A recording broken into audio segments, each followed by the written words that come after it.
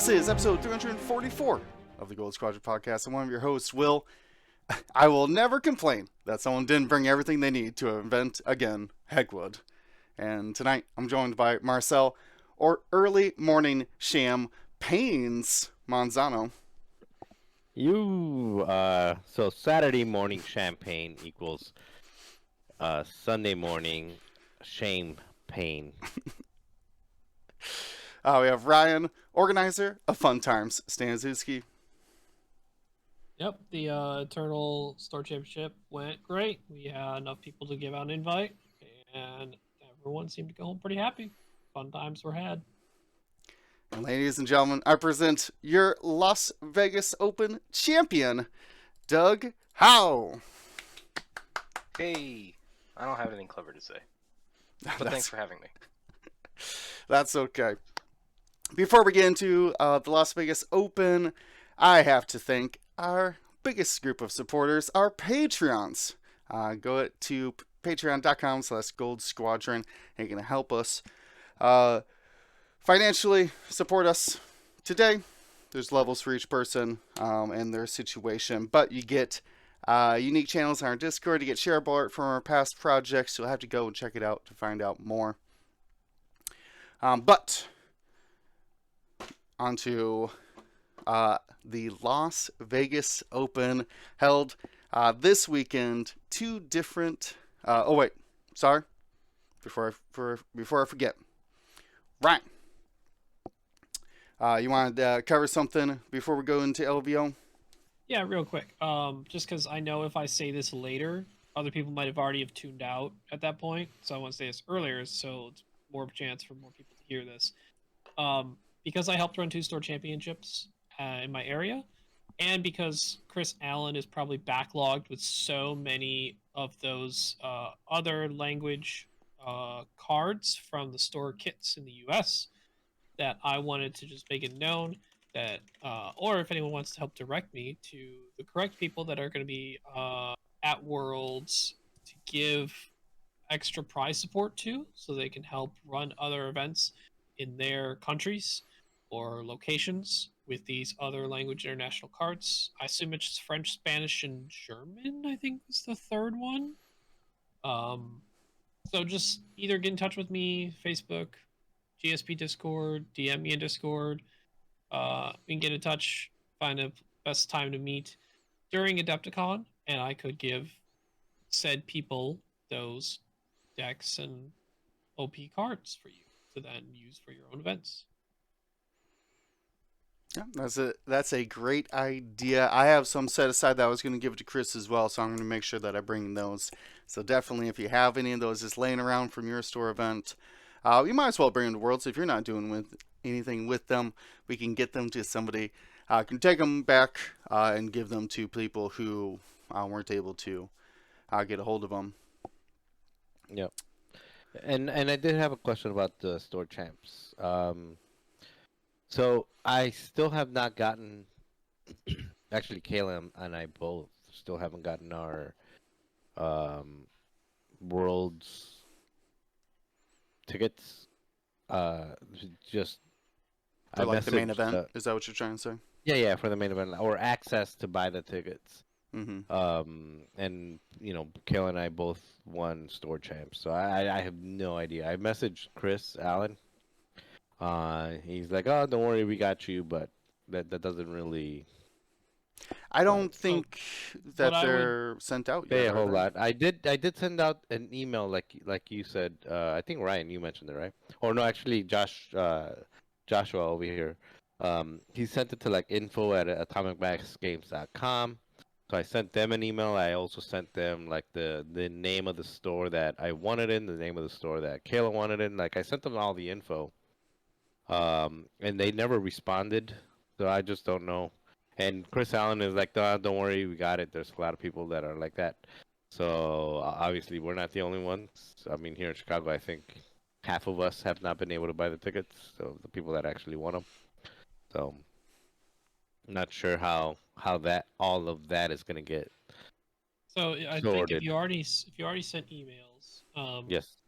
I don't know if it was it's info at Atomic Mass or OP at Atomic Mass. Well, I sent it But to info at Atomic Mass because that's what where Josh said he sent it originally. which Josh you talking about? Joshua Taylor? Oh, from Podolsky. your area. I thought you were talking Yeah. about Josh Taylor, who's one of the I previous can't pronounce his name. Yeah, sure. So one other thing to like double check with just to be sure is check with those stores that you each won your invites to, and just confirm with them that they did submit the Google form. Well, one of the stores that, like mine, I actually won through Josh Dusky. I won at his store. He's like, not his store. He's not. He's a TO there. He's not the owner of the store. But it's like it was submitted, like everything was sent in. Okay. So I'm sure there's So- just a delay, especially with the last of the store championships concluding at the end of the month. They might be waiting for the last of the results to really start pushing through the tickets for everybody. Yeah. So that's the last thing I thought of. Just make sure that you just confirm that those stores have told you they have filled out the Google form and have submitted it. Besides the communication you've already done, it's just kind of a wait. I mean, I know when I was finally able to go through and had access to the world's main event, I wasn't notified or anything, but I didn't ask. It was only like a week after it came out, right? Like the first week, So- I couldn't sign up for it. So you Then said I you checked- weren't no, asked, or you weren't notified? You just had it. No, I just went to go check a week later, and it worked. So Let I'm me assuming check that they just plug in the emails every once in a Oh. they just every little bit they'll try and plug emails. And so this is a general call to anyone. Like even if you've emailed them or if you've not, and if you haven't checked for like a week or two, just go on Adepticon site and check. Yeah. See if the event's there. They've been slowly plugging away at some. I even saw from other discords that some people like this week and last week that it said, "Oh, I can sign up now." So I don't know how large of groups they're doing at a time, but it's slowly but surely. No, that sounds like a thing to do, Marcel, is just to check and see if they'll let you in. Yeah, I'm gonna go. Actually, I'm gonna try to log in now. See if they. Yeah, I don't know if it was like a mistaken rumor amongst the community that you would be specifically getting an email from them when you can go in and buy your World's event ticket. I don't know where that came about or how that rumor was started, but as far as I know, they're just plugging emails in and maybe just responding or trying to get to respond to the people who have actually sent them communication. I think the only people that they intended to send emails out to say that you're available to sign up for the world's main event would be the world's qualifier winners who have travel and things booked for them. That makes sense. Well, as Marcel's checking on that, let's move into the Las Vegas Open. Last World qualifying event, I believe. I know for North America, but I don't think there's one next weekend anywhere else in the world. So There is. Oh, there is. Which one? There is. Yeah, I was talking to Tim Horsberg, who's actually prepping and playing some games. There's one in Australia, I believe, this weekend. Nice. Okay. So, the last one of North America, at least. The World Qualifier, the 8th one. It was 2 different days of Swiss. Heat 1, Heat 2, and then a cut to top 16. 8 players from each day moved on to that elimination bracket. In standard GSP event style, we're going to start with the least wins and move up to the best placing person. So that's me. I just want to give some info about the stream. There was a equipment problem. We were misplaced in a very important power cord, which didn't allow us to have the laptop. And it just got worse from the power cord situation got worse from there. But that's Not what I want to talk about. What I want to talk about, though, is a big shout out 312 Squadron. Nick Sperry was able to loan us their streaming laptop that they luckily had brought along to the event. Well, we had to go get it. They still brought it along on the trip. But Nick was so kind to help us. We got 3 full games out on the Friday, and then all of Saturday and Sunday went just fine.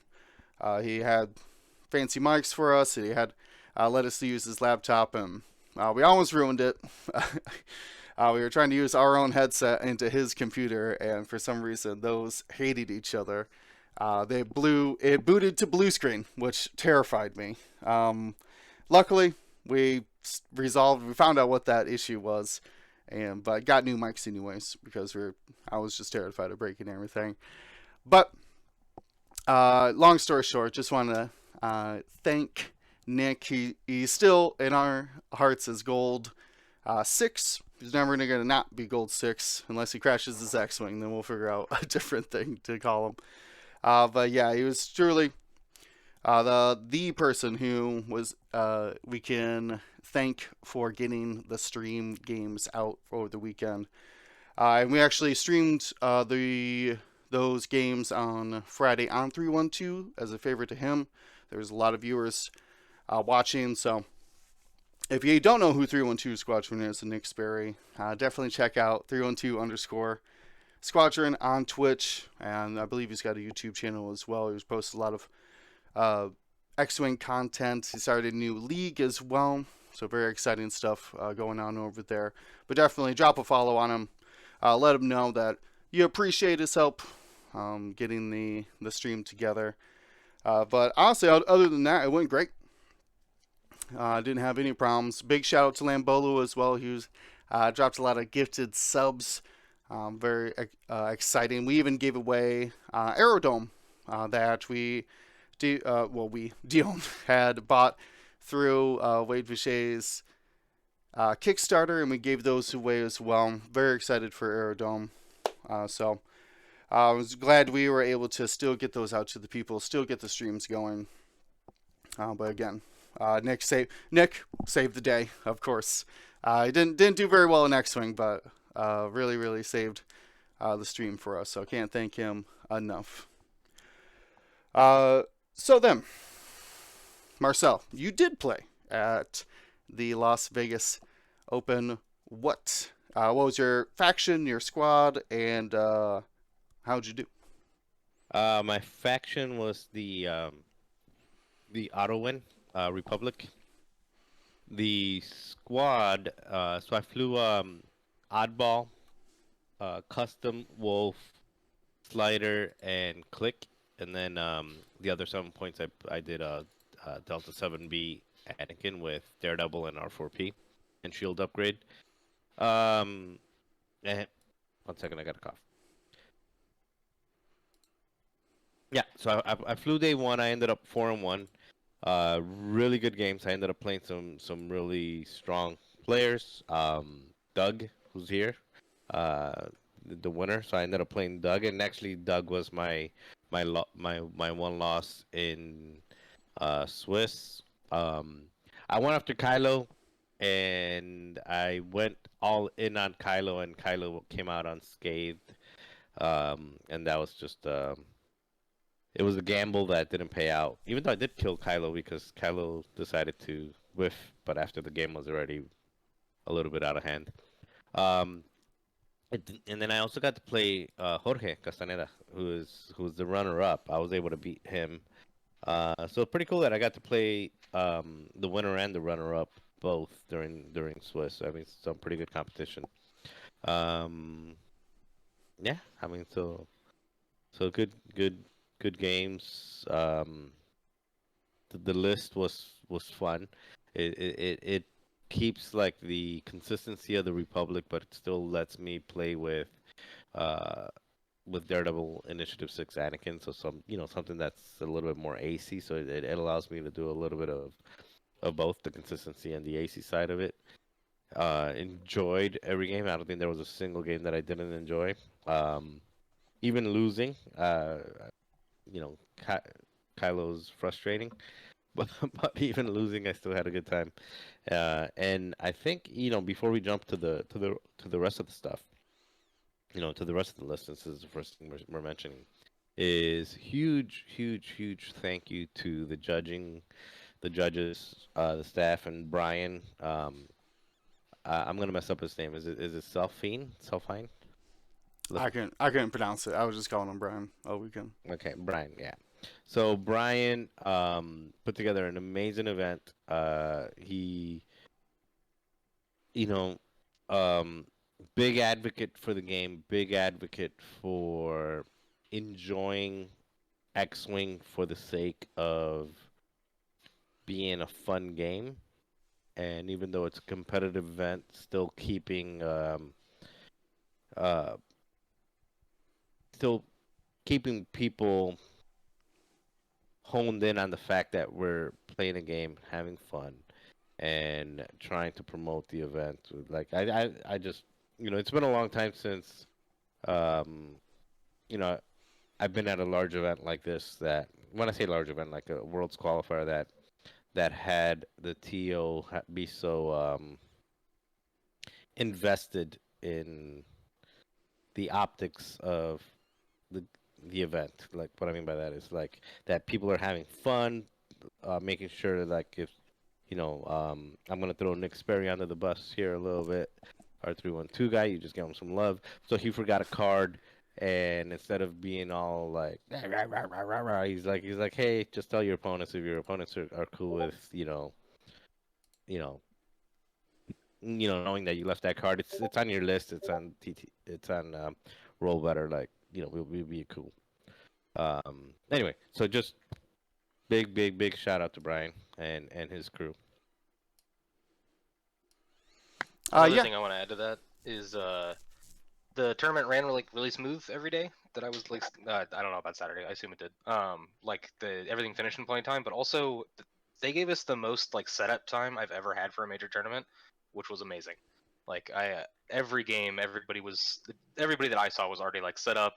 All of turn zero was done. Everybody's dials were down, and then time started, which was just really nice. Like, because sometimes you have those stressful tournaments where everything's like the paces push really fast, and so you're losing like 5 or 10 minutes of the game trying to set up still. And it was really cool and really nice to see. Yeah, yeah. Luckily, we had a lot of time to do so, and I thought everything went great as well. So anyway, so that was my run. 4-1. Played some really good games. Played against some really good players.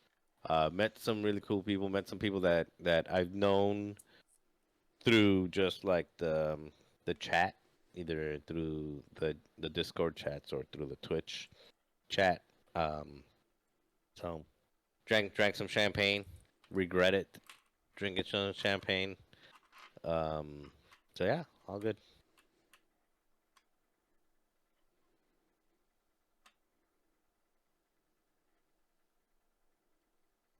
All right.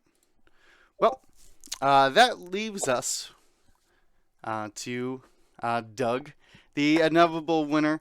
Beat countless arcs, I assume, to get to that top spot. Doug, what did you? What's first off, Doug? Let me ask you some questions. Mm-hmm. What's your lightsaber color? Oh You wait, had wait, to wait. pick. Sorry, I'm gonna cut you off real quick because I just started asking the questions. yeah, but I forgot. I only talked about Swiss. So in the cut, Oh, I sorry. did end up making the cut.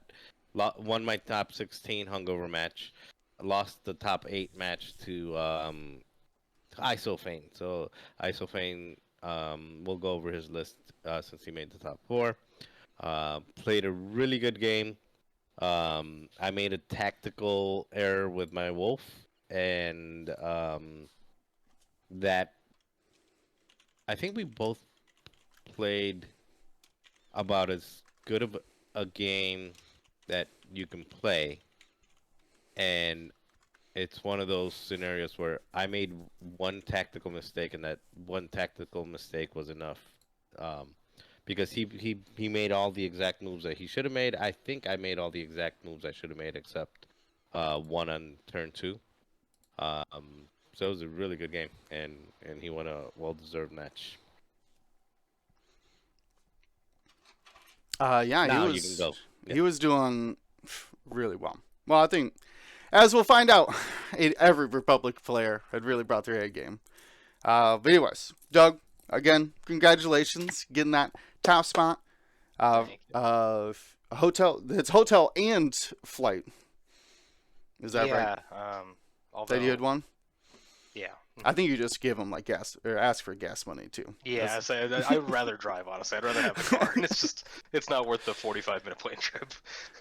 Fair. Either way, travel and accommodations. That's as elusive as prize as you can get in X-Wing right now.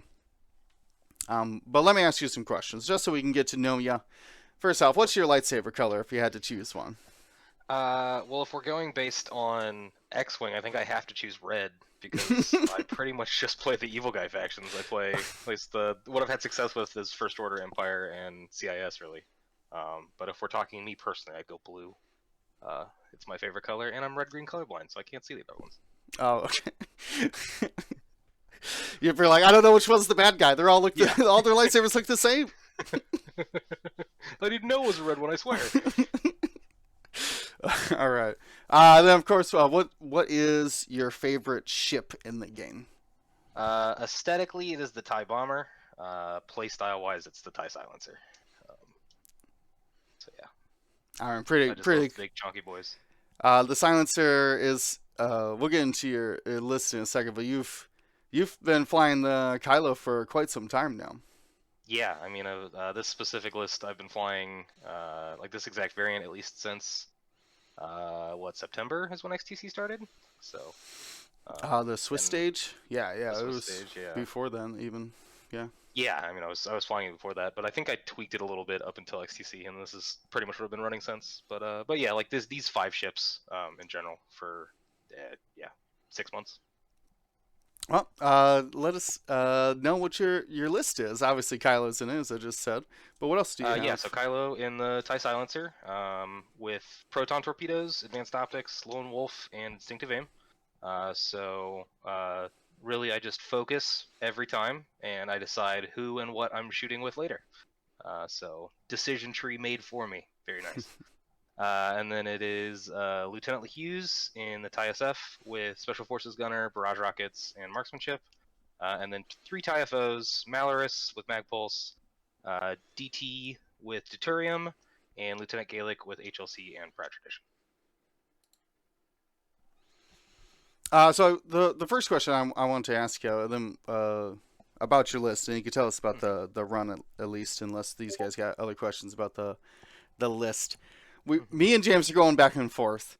What is the math on advanced optics, lone wolf, instinctive versus just taking a target lock normally? Yeah. So if you assume full force and then it's choosing between focus and target lock. If you have Lone Wolf, then the single force focus Lone Wolf is like 0.2 damage higher. It's like 3.7 expected hits versus target lock 2 force, which is like 3.5. And then if you don't have Lone Wolf, so it's just single force advanced optics, it's like 3.4. So they're all very close to each other. Mm-hmm. That's why I generally tend to just focus all the time anyway, whether I have Lone Wolf or not, because it is largely irrelevant. The target lock does help with variance some, like because you want to ensure that the torpedo gets as many hits as possible. So like rolling blank blank blank eye can only net 2 with optics and force, whereas a target lock you still have the chance to go up to 4. So like there are times that I do target lock, but by and large I just focus because the list has 4 5s, so I frequently shoot with Kylo last, other than TT.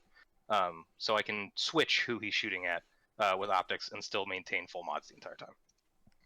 Yeah, as you were saying that, like decision tree, just similar to like passive sensors. Yeah. Just being able to make those decisions right at the moment you're shooting instead of at I5. I would say optics is very similar to passive sensors in like how it functions within the list. I don't have to paint the target. I get to pick at the time of shooting. Right. Yeah. If an I6 picked up the crate and you didn't think it would, situations like that. Ryan, got any questions about the list?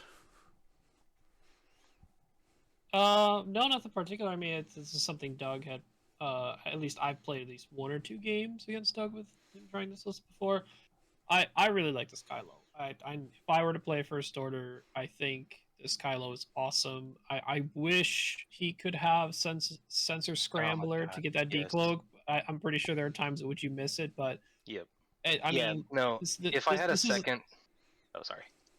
I say that this is a Kylo who makes I6s scared to even exist in his arc at all. It's like a huge deal because he can Yeah. get to many places with his auto thrusters with focus reposition and his really good dial. So I mean, once you someone who's really worked with silencers for as long as Doug has, he's gonna put that Kylo in very threatening positions really easily. And yeah, like if I could take Sensor Scrambler, I 100% would. If they had a second tech, I would drop Lone Wolf for Sensor Scrambler in a heartbeat. Like Lone Wolf is Oh, you drop Lone Wolf for it? Okay. Yeah. Like the thing with 5 ship lists and with scenarios is that Lone Wolf triggers like once a game, maybe. There are many games that never triggers, because I don't fly Kylo with the intention of keeping him isolated from the other guys. Like I flank with him, but I don't position in a way to like force the Lone Wolf to be active. Okay. So it's there because Predator's really the only other option, and the being able to modify the torp with Lone Wolf occasionally is really nice. Yeah. That makes a lot of sense. Pretty much all this makes a lot of sense to me. Other than Gaelic, I still doubt the heavy laser, but the fact that you're pulling it off, you're probably shooting like what, 2 heavy lasers a game? I would say it probably averages 1, honestly. So Scorch is probably better, but I'm addicted to Initiative, and more Initiative, more better. Okay. And Midnight just betrayed me too many times, so I switched to Gaelic. Oh, that's Um, right. I remember us having this conversation for yeah, XTC. it was actually so I ran Midnight at the first Torch Champ I went to, and then I got a Gaelic alt-art, and I was like, okay, I'm gonna run Gaelic instead, and then that's where I've been since. But the reason I run HLC, Have you been boosting with the Gaelic too? That's all I our Gaelic wish. has boost. It does. It shows it, but I don't do it. But yeah, so the reason I do HLC over like the Ion Cannon marksmanship is I have found that Ion Cannon Gaelic is very low impact. Like he's consistent, but like he's just an average 3-pointer. He's just kind of chugging along, hoping he can do his part until he dies. And HLC Gaelic is similar a lot of the times, but then he'll randomly do 8 damage to a T70, which is a reference to my top 16 game. But the HLC can just power spike really hard, and you can get way more value than the 3-point ship normally gets. And I have found that even when the HLC isn't triggering, just Proud Tradition, Gaelic being I5 and occasionally coordinating is useful enough. So that's my decision tree behind it. I don't think there's a like right or wrong way to play Gaelic. It's just what I prefer. I mean, I assume it helps a lot when you get to see a vast amount of medium bases when you play Republic. So yeah, and it's nice for like the Han matchup because Han's higher initiative and he can boost, but like if I force Han to boost to get out of an HLC, that's so worth it to not get double tapped that turn. Yeah, so like there's lots of medium and large spaceships in the current meta, so the HLC in a lot of matchups is really useful, and then in other matchups he's still I5, he'll still line it up occasionally. Yeah. All right. Well, let's. So, what day did you play on for the Swiss rounds? I played day 1. Excuse me, same as Marcel, and I went 4-1. Let's see, Marcel and I played round 4, round 3, one of those two. No, we played round 4. Round 4, okay, yeah, because round 3 was against Thomas Anonymous, who's also in the top 8, and then my round 5 was against Anthony Marchand, or Innkeeper, who was that was my loss. We played round 5 on Assault. He was running 6-ship Republic, which is real bad for me in Assault. But also we were both 4-0, so we honor jousted, which also bad for me, it turns out. But we had a really good time, and I think he wins that game most of the time anyway, because like the triple arc on Assault is just really, really tough to deal with 5 small base ships. But yeah, it was like Marcel said, my Kylo Greens were nuts in his game. That was pretty frequent in a lot of my games. I tend to get people to chase Kylo, and that's where Lone Wolf actually gets a lot of its value. Is when people are chasing him around, he tends to run away from my list, so he keeps Lone Wolf, and then it makes him really defensive. But like in Marcel's case, I think my green. I don't think Kylo. He didn't roll less than 3 evades until he rolled 0 and died. Was pretty much how it went. Yeah.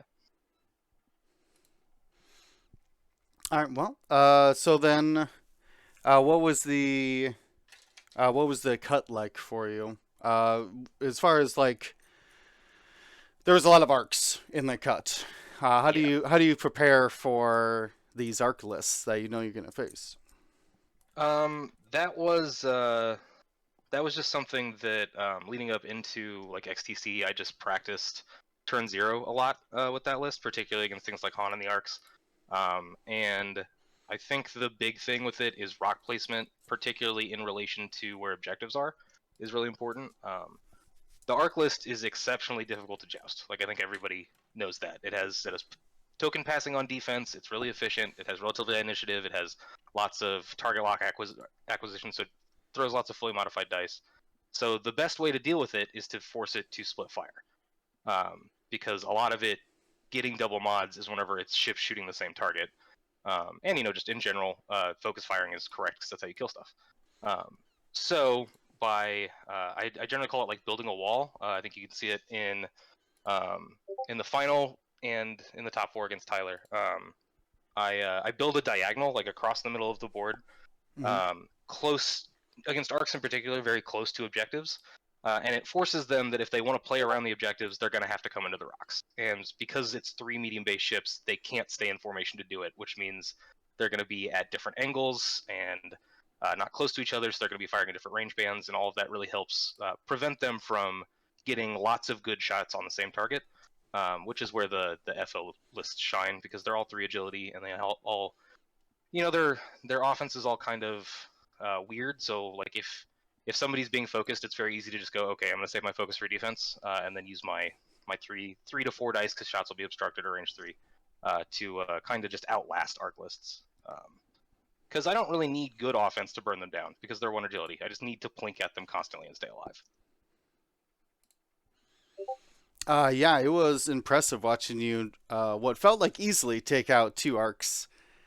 In most of the matchups we were able to watch you on, which is, I feel like the new Libnus test. We used to say like you had to take out bigs in Mm-hmm. X amount of rounds, hopefully 1 round, really. But now I feel like if you can't take out 1 arc in the opening engagement, you should not have jousted whatever list is presented across from you. Yeah. So Yeah, I mean it's still really hard to 1 round them, at least for my list.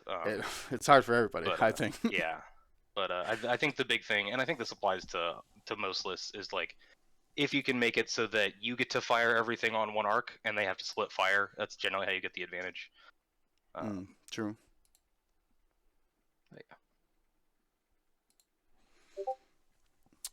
Yeah. What would you say?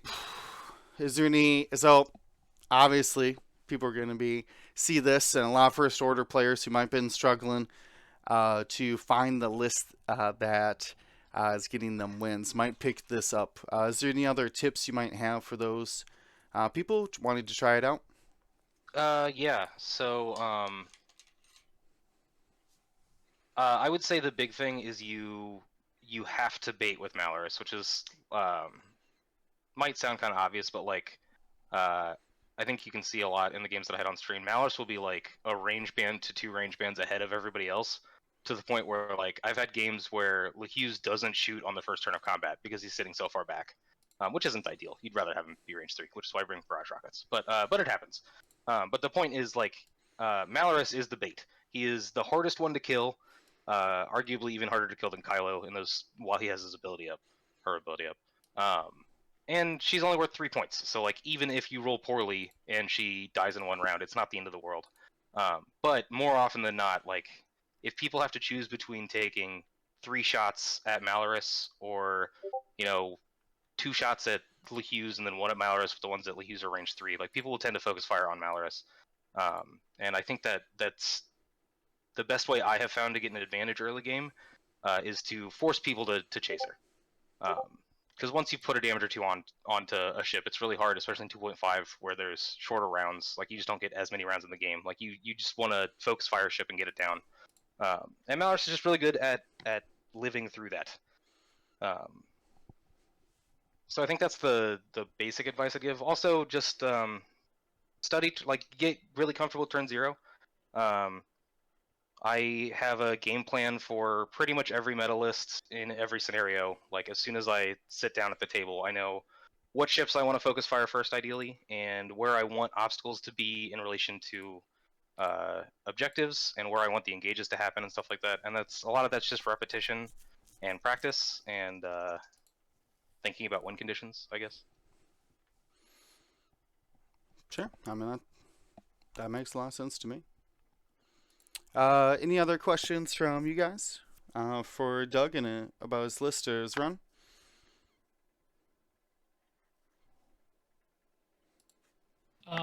Nothing in particular, I think.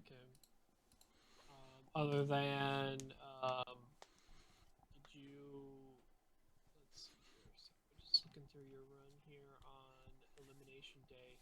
What matchup on Elimination Day gave you the most, like, you saw it initially, you saw your snare, and you're like, this could be some big trouble? My top 8 against Andrew Block, who was running the double decimators on Assault, I thought for sure I was screwed because my list doesn't do damage very quickly, and 2 decimators can just collect points on Assault. But we talked about it a little bit after the game, and I think he took the wrong idea on turn 0, and he let me get an early advantage on objectives to kind of how do I describe this? He faked out Morna in the middle of the board and then turned her away from my list, which worked because it was just like lots of range 3 2-die shots from Typhos, so I did like no damage to him, but I actually got a little bit of an advantage early game on assault points. I mean, it was a ridiculously close game. It was 20-20 after turn like 6 or 7, and then we had to play another round after that. And I won 21-20. So it really could have gone either way. And then my game against Tyler in the top 4 was also just a crazy nail biter. Nerve-wracking. I was. Yeah. Yeah. I'm That's excited to go back definitely and one to watch watch. the games you were on stream for sure. I think we watched 3 or 4. We didn't watch the Decimator one, but Yeah. you were kind enough to volunteer for the first game, which I did appreciate. As everyone was a little nervous going into the cut, which I totally understand, but frustrating when I can't get anybody You never to asked play. me. We weren't gonna watch you. No. Did you play Arcs round 1 and round 2 of the cut? Yeah, I played Arcs. Actually, it felt like outside of Doug, I played Arcs. Yeah, we had 9 times. Yeah. we had a strict 4 arc maximum on stream. We're not allowing 4 arcs on camera anymore. I think we'd watched it one time, but yeah, no, I'm playing against I only used 2 arcs, but playing against like the 6 ship 3 arc ones, like Jorge and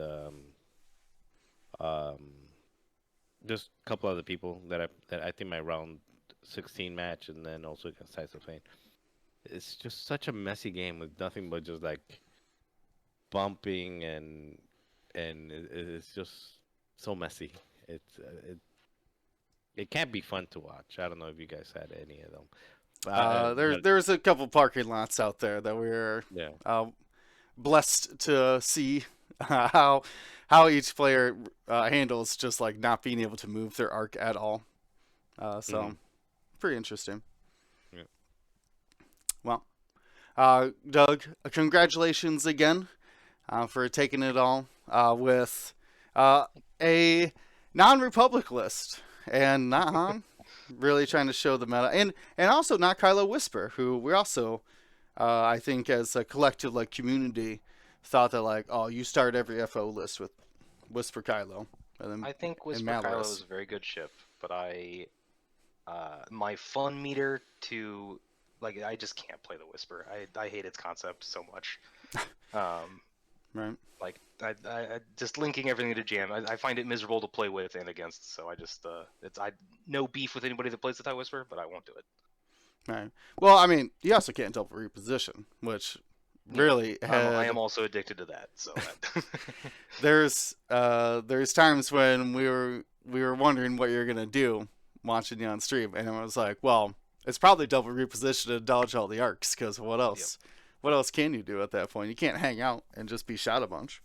Yeah, I mean the Kylo build just shows it. Like my favorite solution to any problem in X-wing is figure it out later.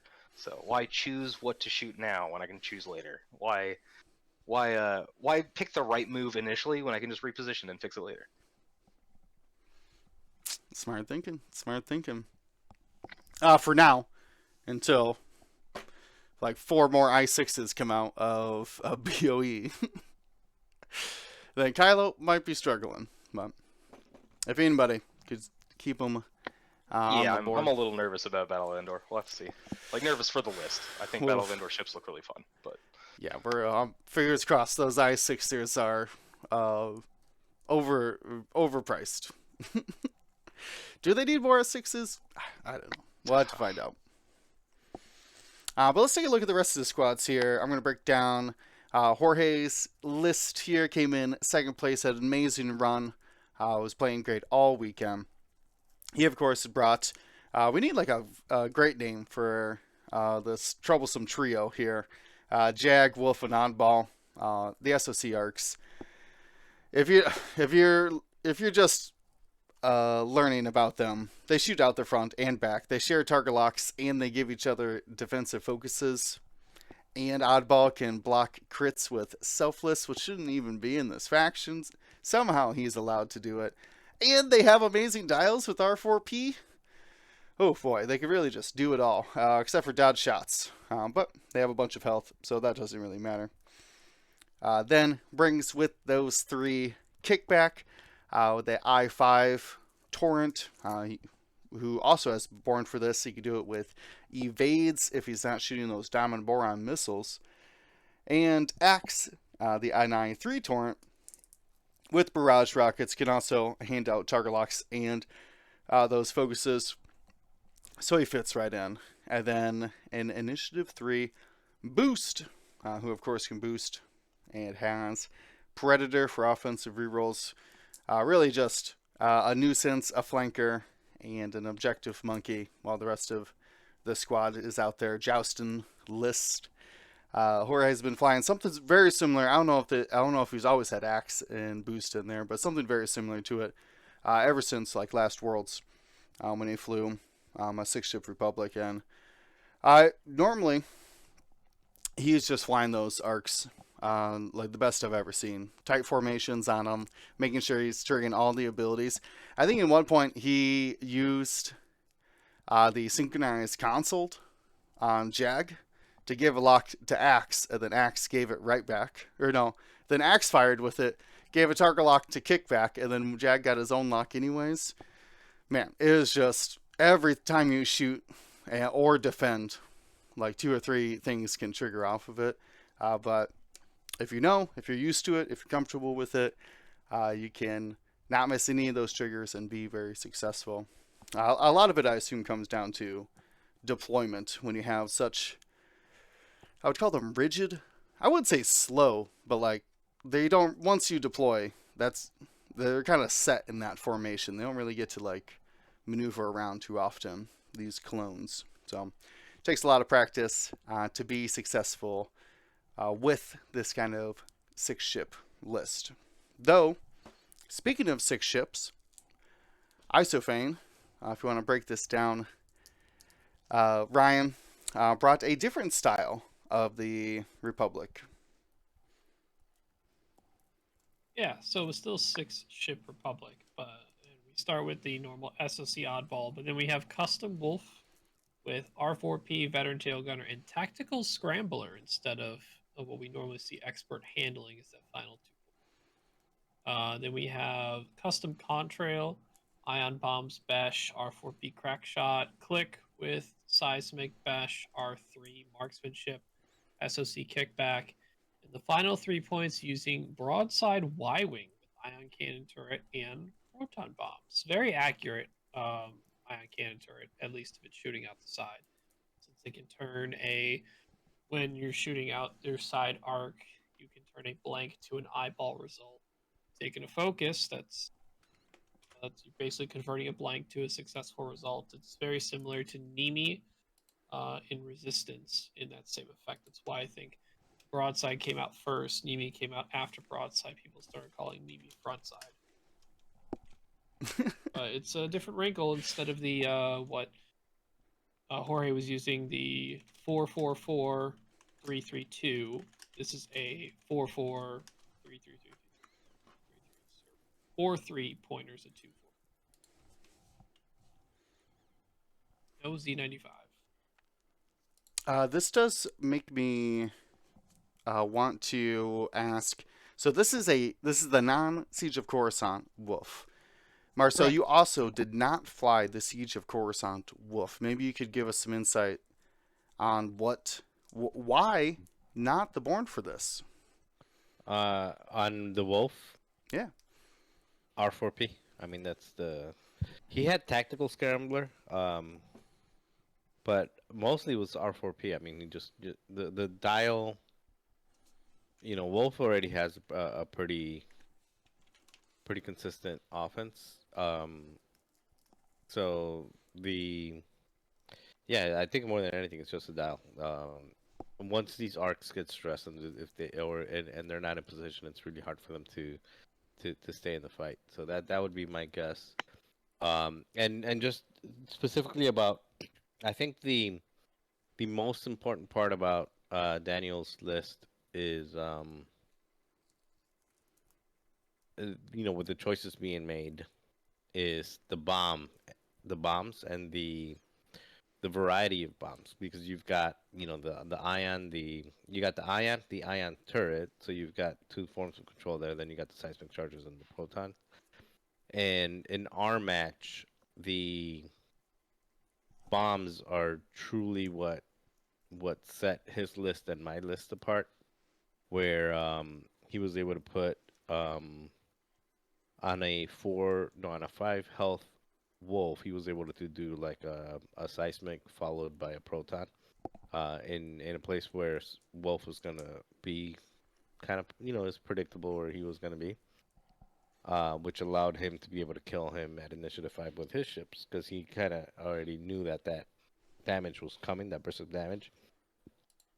And then in the final turn, or in the second to the final turn, because I conceded after the last turn, um, it was an ion bomb that I had to kind of sell out to kill Wolf, because Wolf was on one hull, and I had to kill Wolf and then kill another ship the next turn in order to have a chance. That was like my win condition. But that ion bomb just hit Anakin, and Anakin killed Wolf. But then I was relying on a slider and a click to try to find the ship to kill. So that ion bomb is what kept Anakin from, pointing my most effective gun in the final turn, because he knew it was like, okay, you're gonna finish off Wolf. Here's an ion bomb. You're gonna get your 4 points there, but you're not gonna be able to do any follow up, because Anakin is not gonna die, but he's gonna be pointing at nobody for the final turn. So those bombs, I think, in this particular list, add a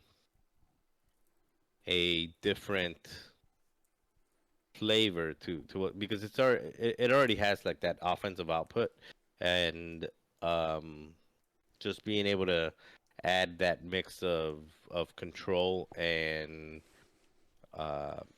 just like auto damage is really good. So Yeah. out I of all the think 6-ship lists, I think I like ISO's the best. the other part to consider is SOC Wolf when you're considering Republic, that it's really only maximized if Jag is around, or if you really have a lot more 2 or higher agility ships that Born for this would take advantage of, because Wolf has his own rerolls. that you can use offensively. But reason why we see SOC Wolf in most case versus custom Wolf is you have Jag around who plays extremely well off of Wolf. If there is no Jag, I do think it's correct to bring custom Wolf with R4P, Veteran Tail Gunner, and your choice of 2-point thing. I like expert handling, gives Wolf a little more maneuverability, especially in the early game where you may not want to commit him to a specific side of the board in case you don't want to be on one side of the board or another, depending on what your opponent deploys. And it allows Wolf to shift really easily in the early game and reposition himself. But yeah, Marcel's note about the bombs is pretty big with this list, is because it doesn't have as much upfront gun offense without Jag around. Because Jag to me, I made this comparison a couple days ago in a conversation with someone.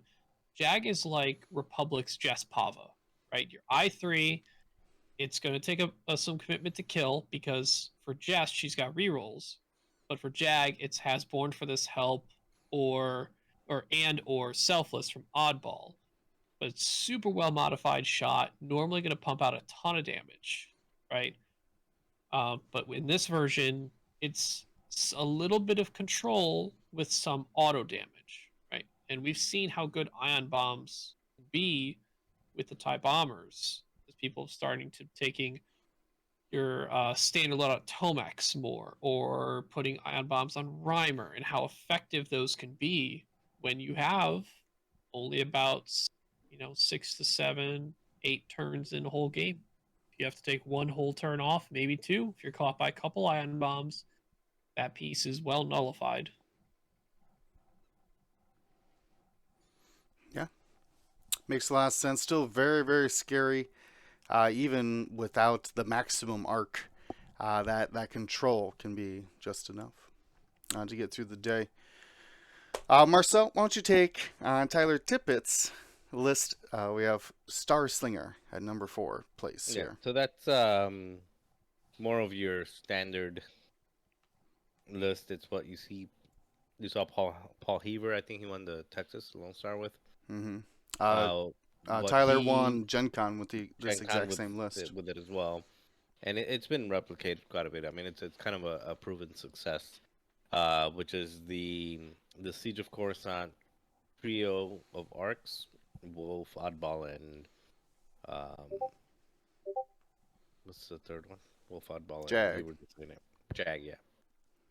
And then the Siege of Coruscant, Anakin, 4 points, I6, tough to kill.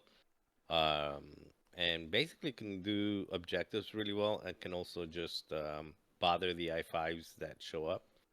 And then with Padme, I assume had the passive proton torpedoes on there.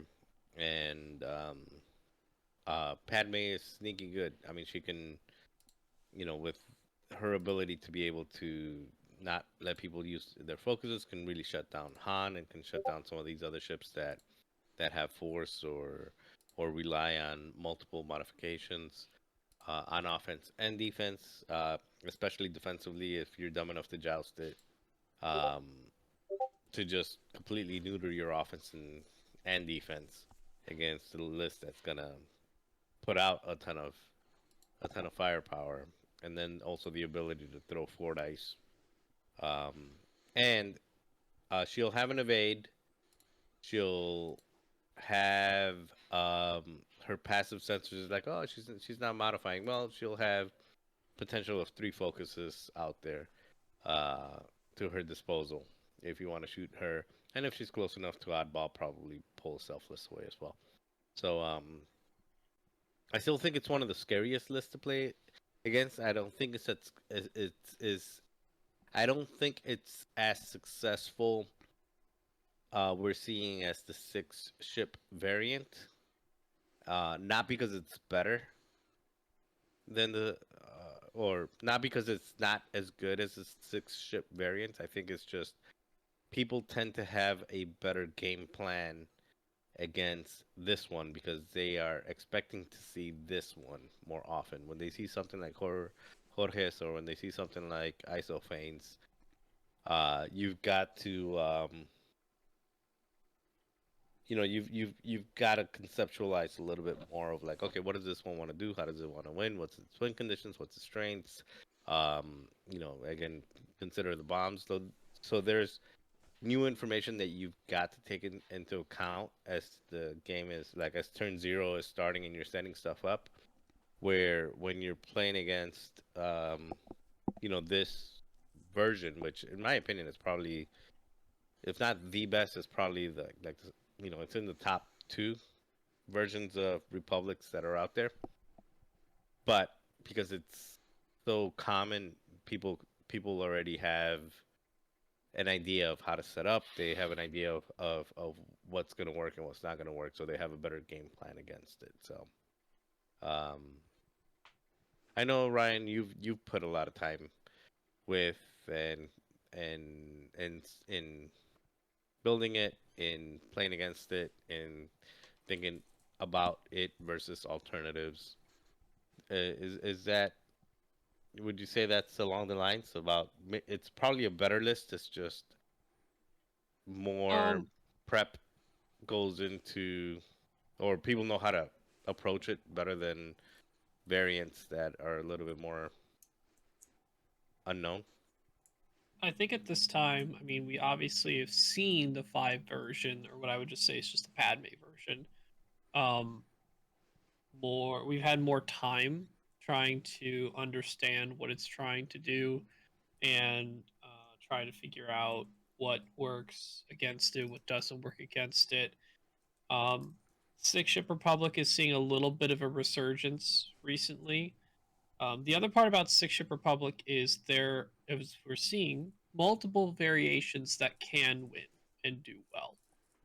This 5 ship one, I think, is pretty well set in what it is, and the only reason why we see different 5 ship versions, while maintaining triple arc, by the way, is because people don't like using SOC Anakin, and that's just their preference or them not, maybe not having the reps with it in time with their event that they're taking it to.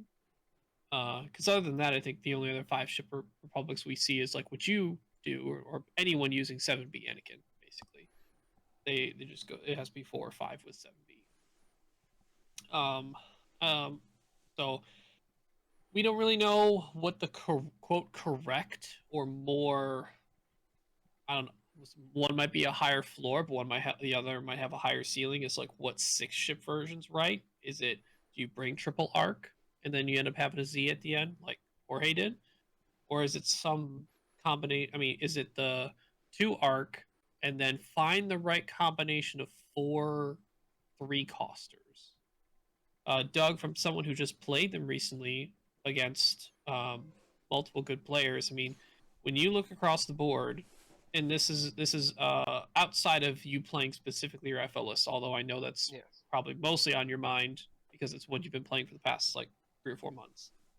But what Republic list would concern you the most, I guess, if you were seeing it across the board? If you, would it be a 6 variation or would it be the 5 with Padme?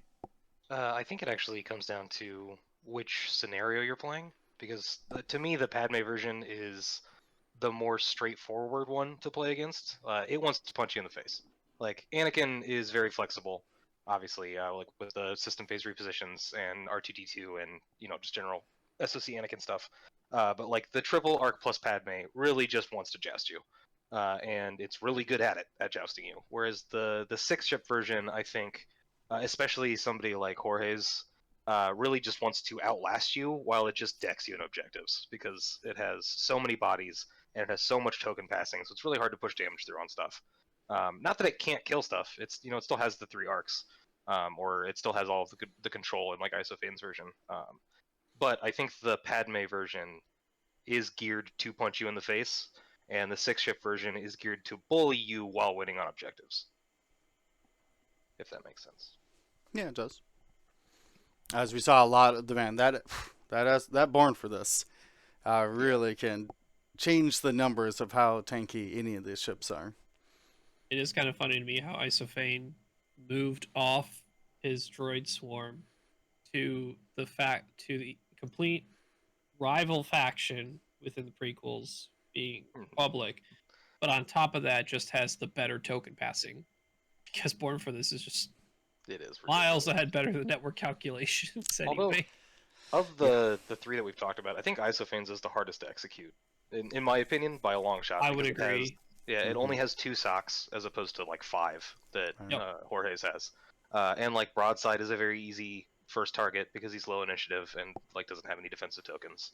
I mean, you get A Quick, very which is a reasonable different. flight path to intercept and Yeah. track down and Mhm. kill. Yeah, like he adds a lot of unique control to it, but like bombs are really strong control after the initial engage, which means you have to engage correctly, otherwise you're already very far behind. Not that like I said, I don't think that makes it worse than the other lists. I think it just you have to really know what you're doing with Isophane's version, because it doesn't have a lot of those built-in target or token sharing and stuff like that. Yeah, I mean that's the only thing I would add too is that like if you can't fly Padme, then you're kind of stuck looking at the 6-ship version, and if you aren't good with the V wings, then you kind of have to look at the all SOC version. So It's definitely comes down to nice players. from a perspective of how much stuff you only have to bring to a table with Jorge's version. It's just 7 cards. It's so cool. Yeah. It's a lot of charges, but it's still 7 cards. True. I do like though that those 3 lists all feel very different. Like having, if you just handed somebody those lists once each time, I think it would be like playing 3 completely different lists. Almost like they're 3 different factions in terms of like how they'd play objectives and how they play against other lists. Like they don't fly the same way at all. Yeah, if you just didn't know what the ships were and just give them the stats and you played the game like as if the ships were invisible and you didn't know what they were, like yeah, like Yeah. you would know that like every list shared 2 out of the 5 or 6 ships. And I mean the variety is pretty crazy in public. Like even my list compared to any of those 4 or Yeah, any of also those very 3, different. it is like miles Huh. apart because my list is not a jousting list at all. My list is Well, a Marcel, positioning list. Yeah. you had to say it What? about the variety because we're moving on to Innkeeper's list, which is the exact same as Jorge's Jorge. list with Kickback, Oddball, Wolf, Jag, Axe, and Boost with Predator. So there definitely is I mean, when you have 5 standard loadouts and then a ship with only 3 loadout to choose from, it really can look similar. So let's move on. Still did a great job, Innkeeper. What is that? Andrew? You said Anthony. Martin. Anthony. Also, I yes. am a lot more of a believer in Boost after this weekend. I thought Slider was just better because his ability was still really good and he was I4, but like Right. the way both of them used Boost was really strong. I really liked it. Yeah, What it are some is. It is examples? Because interesting. so I had saw Jorge's game against Thomas on stream a little bit, and one good example was he had done like a 2 or 3 turn with boost, but then did a blue bank move or straight move with an arc next to it, and boosted in the start of engagement to go get a faraway objective and hold that one pretty much for the game. Or like in the final, Jorge had his Boost chasing my Malus around when my Malus was out of charges and at 2 health. And like I just had to constantly deal with the fact that like, okay, he's gonna boost at the start of the engagement, so I need to reposition. He doesn't have arc on me now, but I need to barrel roll or think about the fact that he's gonna boost and get arc on me. Like he actually has it right now, even if he doesn't physically. Yeah, that's a good way to think about it. He's turns out repositioning. Who would have guessed? Pretty good. All right. No, I remember my favorite boost moment was testing it for like the first time, and Mitch Hurst was playing his quick draw, and he did a perfect move by quick draw, like a 4 or 5 straight, landed in front of boost, and he's ready to like light up boost, and I just go bye in the start of cage and just leave his arc with the boost. That's the other thing. Like it's also potentially hard to chase boost tight in because if he can boost out, it's just like why am I bother looking at this? True. It takes a lot to deal with what seems like just a 2-point ship. That should be easy. So, very interesting. So let's keep it going. Doug, can you take a look at Velvet Buddha? Is this an Andrew by chance? This is an Andrew. This Ah, is there Andrew it Block. is. Okay. I'm very familiar with this list. I played this exact list at Crossroads back in, when was that? December? November? Time has no November? meaning. That was October. November. October. Jesus. Okay. Yeah. Back in October, like, October, I played 14th. this exact list, and Andrew knocked me out of the cut with a single decimator list. But so it is. It's Rear Admiral Shirano with a lot of upgrades: Ruthless, Moff Rod, Death Troopers, Agile Gunner, Thermal Detonators, Electronic Baffle, and the Dauntless title. It is Tomax Bren, the standardized version. Morna Key with Ruthless, Novice Technician, Darth Vader, Agile Gunner, Ion Bombs, Electronic Baffle, and then Major Rhymer with Ruthless, Barrage Rockets, and a Proton Bomb.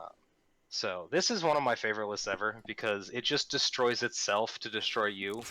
So every game is ridiculous because, like for example, when I played it, I had rounds where I did like 4 damage to my own ship because I would hit myself with 2 proton bombs and ruthless myself twice in order to kill a ship. Like it just does a lot of absolutely goofy, ridiculous things. And it's really frustrating to play against because there's Death Troopers and there's Vader Crew and there's 2 Decimators that take forever to kill, and all 4 of them have bombs. And you have to remember where where each upgrade is on which ship at all times. It's crazy. Yeah, it's a lot. It's a lot to deal with, especially if you're not ready for those Death Troopers or that Moff Gerard. Mm-hmm. Oh, I love Moff Gerard. System phase boosts on Decimators are just the best. And bombers, because you can do goofy things like boost your bomber and then drop a bomb, and Yeah, pretend you're an FO bomber for a turn. Bombers have a 3 forward blue, don't they? They do, yeah, I think. I'm pretty sure.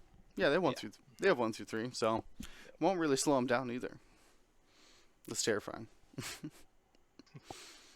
All right, well, let's keep it going here. We'll round out the last of the top 8. Then we'll do some quick hits on some other lists that we thought were interesting. We saw Marcel. He came in 7th here. Boo. Do better, Marcel. To be fair, if you saw Marcel Sunday morning, the fact that he won his first round was extremely impressive. Yeah, I've never seen anybody look so miserable to be playing X-Wing. Anyways, let's go on to our Rebel list. The minute we can stop talking about arcs, talk about Thomas Anonymous's squad here with Kanan Jarrus, the Child, Magva Yarrow, Dorsal, Baffle, Agile Gunner, and Heightened Perception, so getting force back only when they take damage from attacking. But if you do damage to it, it gets a target lock on you, and it could be shooting at initiative 7. So pretty crazy piece. Plus it's protecting everybody else. Has boy Luke out there, of course. It's a Rebel squad with that instinctive aim proton torpedo. Lone Wolf Sabine is your objective monkey. Keo Venzi out there with Predator, Concussion, and Vectored Cannons. Get these arc indicators on your A-Wings, please.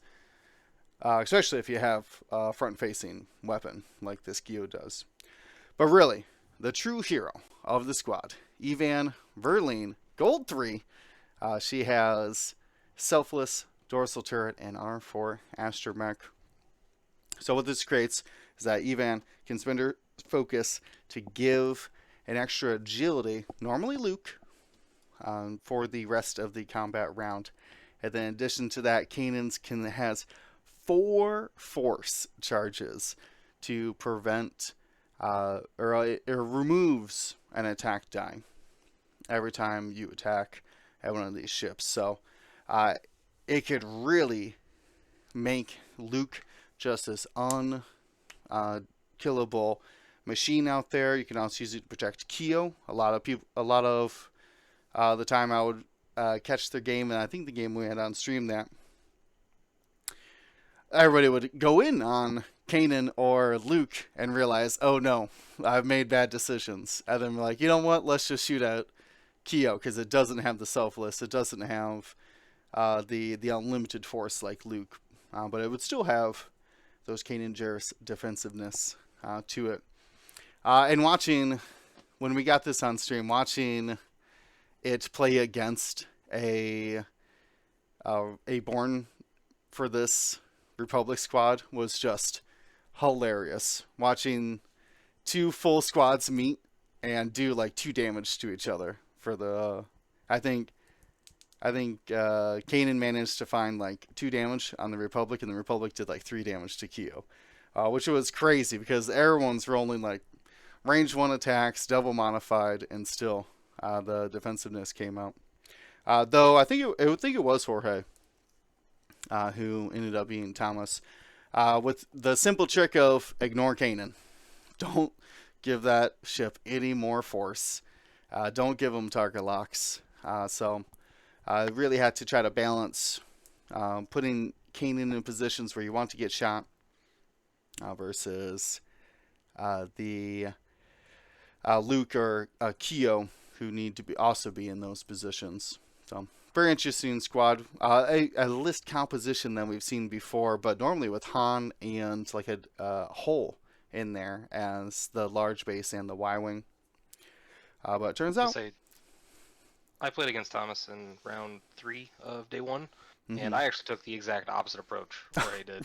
What? I went for Kanan first, which is Did it because I work? treated it like a Han list essentially, and Oh, for yeah. my list, killing Han is the most important thing because the damage in the list falls apart once Han's gone, and Mhm. Kanan's kind of similar. Like the huge fully modified 4-die shots are really what pushes damage through. So I was like, let's get rid of that first, and it was tough. I was down 12-1 at one point. Wow. But then Kanan finally died, and then he stopped doing damage, and I was able to squeak it out. Interesting. Okay, so you don't Yeah, not I always feel like the it's right it's one or the situation. other. You have to either full commit to killing Kanan, because the thing is that Kanan's build he can't use on himself. So the most extra defense he's going to get is having 1 agility for a round from Yvonne for lane. But and yeah, he'll have hate force basically because that's the child essentially is force with hate, but you just have you don't get the force back at the end of round.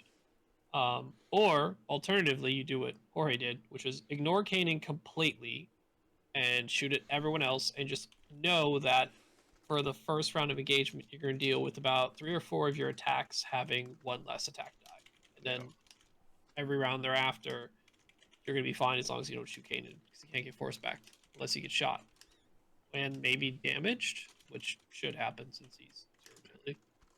And to be clear, like I went for Kanan first because I have a mag pulse, so his reinforce doesn't count.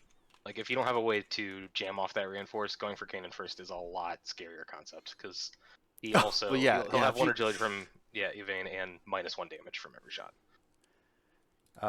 Mag pulses, very very good, almost necessary.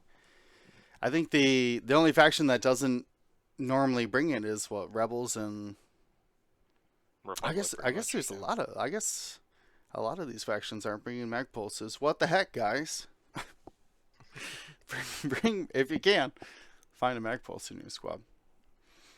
All right, well let's take a look here at was there any of the top 16 squads that jumped out at any of you that are worth mentioning? There was a lot of resistance as far as a couple 5 ships here. The rest of the bombers, the Imperial bombers that made it through.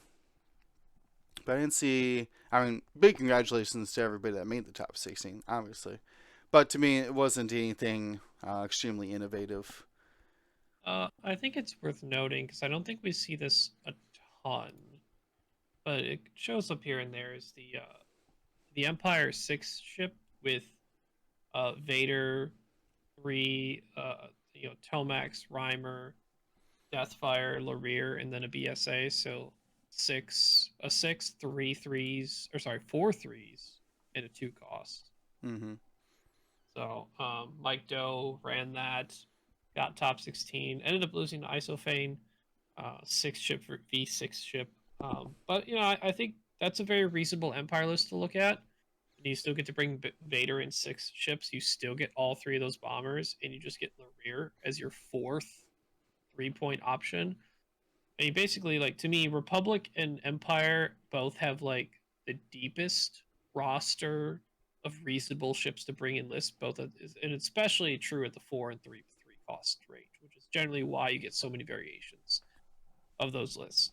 Whereas, like, if you look at like even just Rebels, right? Your depth at 3 cost is like, Keo's number 1, like Wedge or Hull, Auckland is like 2, 2A, 2B, or 2 and 3, however you want to order them. And then after that, it kind of just falls off a little bit. It's like, oh, here's Sabine at 2. But, the roster of 3 costs is pretty long for Empire, and especially Republic. And then 4s are I think 4s are deeper in Empire in your choices, whereas I think there's just 5 4s you consider in Republic, which is still a lot by comparison. But that's Is the the 5 fifth one ship Rick list that we talked about, which or an just Aether makes up Sprite? the. Is the 5th one a Rick or an Aether Sprite? No, it's 3 arcs, Padme, and Oh, Anakin, and SOC. Anakin. It's the list And that exists already. You're right. Yep. Fair enough. But yeah, after that, it drops off a cliff. Yeah. Okay. Whereas Empire, you have like Baroff, Merrick, Vault Scarus, Vizier's even reasonable, Countdown's reasonable, and those the 5, and then maybe it kind of falls. Oh no, 5th Bro has been used well too. Mm-hmm. And we got Endor on the horizon, so who knows? Could be a lot more 4-pointers on the way. Yeah. All right. Well, I did want to look at a separatist squad. As you see, there's only was there only the 5? There was all 5 of the normal factions we see, not Scum or separatists in the cut. Trying to just double check here. Empire. Yeah. Just no scum Doug. CIS. Doug was the only FO. Yeah, Doug, you were the only FO. You were the outlier. A lot so- of Republic, some Resistance. Yeah. What was the? On Empire. Oh, I guess we could see. Is it an insights here? Well, look at these insights here. It's very. I thought there was the cut rate for Galactic Republic was just insane for this tournament. Mm-hmm. Oh, Yeah, well, there this were is. four I think Republic, I'm looking one at one. just. I'm looking at just the cuts, but Yeah, I think I all don't know but of a 2 way made yet it. for Pattern Analyzer to like combine multi-day event into one data set. Yeah, because it's split off into Heat 1 and Heat 2 before it goes into the final cup. But so we're just looking at information on the cup. Anyways, yeah, turns out if you're preparing for events and you're worried that people are bringing arcs, trust me, they will be. Someone out there will be trying out the arcs. But I do want to talk about Tim Woodbury's list. I think we have him out here at the number 9 spot for day 1. The only separatist player in the entire event, and he brings quite a unique squad. So I'll pull it up here and want to just mention it before we go, because I do think it's something that is something not something I'd seen in a long time. Starts off with an HMP. This is the Initiative 1. Who can acquire target locks in their front arc after they attack. He's bringing Kalani cluster missiles and failsafe. And then at 4 points is Dirge with his proton cannon, contraband cybernetics, and seismic charges. Both of those pretty standard for the separatist squads these days. But here's where it gets real interesting. We have Siege of Coruscant, Count Dooku. That's the one with Roiling Anger and Malice. Roiling Anger lets you get a strain to recover force, kind of like the opposite of Patience, but it still has Malice in addition to their ability of auto-converting dice when they attack. Pretty crazy. Then a 7-point Darth Maul infiltrator, hate, malice, plasma torpedoes, seismic charges, and electronic baffle. Tim was talking about this all weekend, but the combination of Kalani and the Initiative 5 infiltrators, allowing them to set up these double modified shots even without spending as much force. The plasma torpedo double tap from Maul is also pretty crazy. Then dropping the bombs with seismic charges on 2 of these lists opens up lanes for these infiltrators that they wouldn't normally be able to get through. And I'm assuming disrupt all those Hans out there where you could blow up 4 different obstacles, leaving a little bit of space for Han to be able to use his ability. We were trying to watch this game, the game 2, on Friday, but we only got it. Parts of it, that's when we were having so much technical difficulty. So some of them are still on the 312's Twitch. But how Tim described it is that he'd set up for joust. He'd just try to joust with these infiltrators and then be able to make sure that they can remove the stress with that baffle, at least for Maul, and then K-turn over a different ship. It was surprisingly effective. Went 3 and 2. Just missed the cut for the day. What did we say by just like point? 0.08. 0.08. Oof. So it could have easily been in the cut as well. So very exciting there. We didn't have, unfortunately though, a single scum make it into the event. So I'm really hoping that Worlds potentially we could see something come out of scum that will just surprise everybody. They're going to be the Rebels, I'm sure, from last year when we were like, oh, no Rebels going to make the cut. They're bad. They're terrible. Then 2 made at the top 4. I think the long shot scum might be. I think all the scum players, they're just holding back their secrets until that World Championship. So, that's pretty much it for the Las Vegas Open. Do you guys have any closing thoughts about the event? We already had thanked Brian and Nick, and obviously, I thought it was a great event. I thought everybody was having a good time. There was a lot of prize support. Everyone was getting mystery dice and alt-out cards left and right. Doug, any closing thoughts on LVO? Yeah, I had an amazing time. It's my second time going to LVO. I went in 2022, 2 years ago. Yeah, 2022. The last time it was the Fly Better crew. Mm-hmm. But this time was just as much fun. It was just it's always a super fun event, and it's fun to hang out in Vegas for the weekend too. But yeah, thanks to everybody who ran it, and hope to be back next year. Awesome. Well, again, congratulations. Letting the world know they gotta fear that tormented apprentice, that Kylo Ren. Anything else I missed, Ryan or Marcel, before we close out this podcast? Nothing that comes to mind immediately, no. Okay. Just putting it out there that we are trying to get better at, I want to say, how do we describe it? Foreshadowing our next podcast topics and ideas and stuff. So be on the lookout for more of that information coming soon. Obviously, if you want to be a part of the conversation, you got to be on our Discord. That's where we're sending out these information. That's where we're talking lists. That's where we're talking strategies. And as a note, I just put in there starting threads already for Adepticon 2024. Somebody reached out to me looking for essentially a roommate for the trip.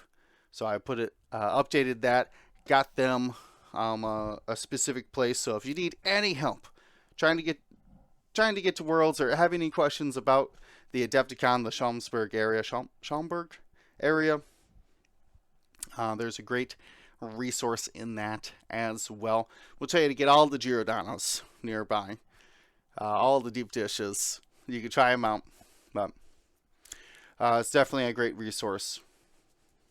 I'll say if because I as you said, we want to kind of, especially heading into Worlds, we want to kind of forecast for the community what topics may be coming up in the near future. Let's do a call out now, right? Make sure if you're part of our Discord or join our Discord, you can go in the section respond to GSP. I think it's good to hear from you guys. What would you want to hear us talk about in prep and lead up to Worlds? Like, whether it's preparing for the event on a strategical level, a list building level, just being there level, like how do I prepare to be in Chicago, right? What should I look for? What are the good places to eat? Those type of topics. That could be anything across the board. We want to hear from you what you want to know going into World. Yeah, I just gotta post it. Anybody can put a question in there on the Discord. So I'll put a link in here in our Twitch. Otherwise, it will be in the description of this podcast or YouTube video. But for now, again, thank you everybody who I was able to meet at the Las Vegas Open. I had a wonderful time seeing everybody again. New faces and old. Doug, awesome job.